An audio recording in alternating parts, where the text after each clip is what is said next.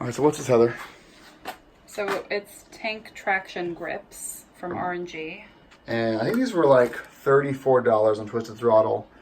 They do work with the Yeah, it says 750. 750, and they look. What do you think they look like? They look like sandpaper. But are they sand? Are they like? No, I mean it's like thicker than sandpaper, but it reminds me of sandpaper. And where do they go? Well, I think they must go right here. Let's flip it the other direction, maybe. Oh no, I guess not. You're right. So this goes right at the very. This hugs this little corner down here. Why is there a hole at the top then? I don't know. I am not putting this on this bike. What's your reasoning?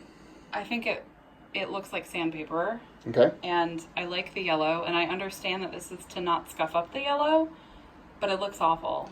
So I like what you have on your bike, but I know that they don't make that for this. Those yet. are the tech spec Yep, grips. Those look really nice. They do. I like how That's very different than this. They did call me and say they're making them. So. I don't understand why this. Does the other have a hole too? Yes. Weird. They both have holes, and there's no reason. Huh. I don't know. So this does not pass your test for going on your expensive bike. Well, it's just, it looks like I decided to tape on a bunch of sandpaper. $35 sandpaper. Right. All right, so this would make 2 R&G parts that we're not putting on the bike. I'm not trying to be an ass about it, but No, it's fine. it just doesn't look good. They're not paying me anything. And I don't know why. I don't understand that. I feel like maybe if there wasn't a hole, I might consider it. Yep. But I don't know why there's a hole. Okay. And there's no reason on the other side either. Let's return them.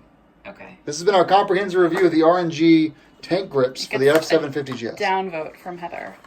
One big downvote from Heather.